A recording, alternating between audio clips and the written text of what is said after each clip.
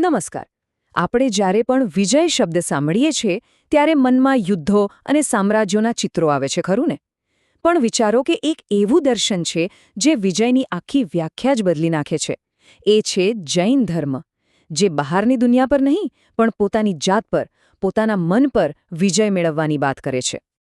તો આ આખી વાતને સમજવા માટે ચાલો શરૂઆત કરીએ એના નામથી જ. જૈન શબ્દ મૂળ સંસ્કૃત શબ્દ જીન પરથી આવ્યો છે. અને જીનનો સીધો સાદો અર્થ થાય છે વિજેતા અથવા જીતનાર. પણ જેવો આપણે વિજેતા શબ્દ સાંભળીએ તરત જ મનમાં સવાલ થાય કે ભાઈ, વિજય મેળવવાનો છે કોના પર? કયો દુશ્મન છે જેને હરાવવાનો છે? અને બસ અહીં જૈન ધર્મનો આખો દૃષ્ટિકોણ એકદમ અલગ પડે છે. અહીં કોઈ રાજ્ય કે સૈન્ય પર જીત મેળવવાની વાત નથી. અહીં તો જીત મેળવવાની છે આપણી પોતાની ઇન્દ્રિયો પર, આપણા ગુસ્સા પર, આપણી લાલચ અને આપણા અહંકાર પર. કારણ કે આ દર્શનનું માનવું છે કે જેણે પોતાની જાતને જીતી લીધી એ જ સાચો વિજેતા છે. અને તમને જાણીને નવાઈ લાગશે કે આ કોઈ નવો વિચાર નથી. જૈન ધર્મ હજારો વર્ષ જૂની શ્રમણ પરંપરાનો એક અતૂટ હિસ્સો છે. આ પરંપરામાં 24 તીર્થંકર એટલે કે આધ્યાત્મિક ગુરુઓ થયા જેમણે આ માર્ગ બતાવ્યો. એના પહેલા તીર્થંકર ઋષભદેવનો ઉલ્લેખ તો વેદોમાં પણ મળે છે. આનાથી જેની પ્રાચીનતાનો અંદાજ આવે છે. તો ચાલો હવે આ પરંપરાના સૌથી મુખ્ય ચહેરા એટલે કે 24મા અને અંતિમ તીર્થંકર મહાવીર સ્વામીના જીવન પર આવીએ, જેમણે આ દર્શનને એક નવું વ્યવસ્થિત સ્વરૂપ આપ્યું. વિચારો, એક રાજકુમાર જેની પાસે દુનિયાની તમામ સુખ સુવિધાઓ હતી, સત્તા હતી, પણ વર્ધમાનને સમજાયું કે સાચી શાંતિ અને સાચો વિજય આ બધામાં નથી. એટલે 30 વર્ષની ઉંમરે એમણે બધું જ છોડી દીધું અને સત્યની શોધમાં નીકળી પડ્યા.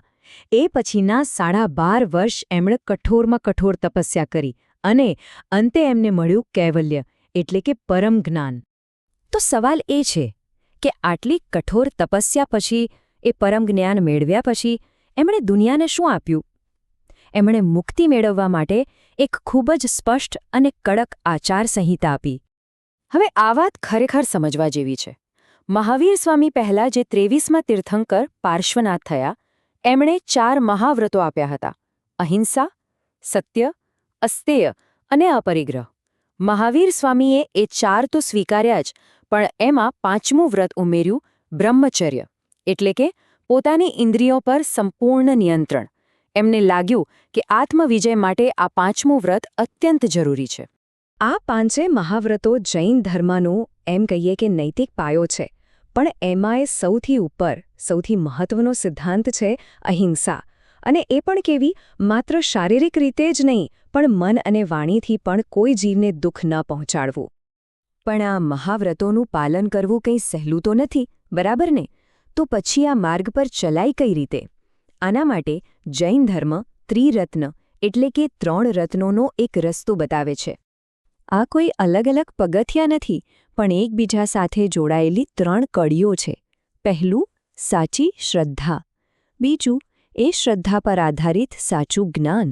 અને ત્રીજું, એ જ્ઞાન મુજબનું સાચું આચરણ.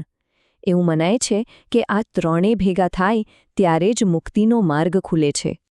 હવે વ્યક્તિગત આચરણથી આગળ વધીને જૈન ધર્મે આખી વાસ્તવિકતાને, સત્યને જોવાનો પણ એક અદ્ભુત નજરિયો આપ્યો છે, જે આજે પણ એટલો જ પ્રાસંગિક છે. આ સિદ્ધાંત છે અનેકાંતવાદ. એક રીતે જોઈએ તો આ જૈન ધર્મનો સાપેક્ષતાનો સિદ્ધાંત છે. એ કહે છે કે કોઈ પણ સત્ય સંપૂર્ણ નથી હોતું.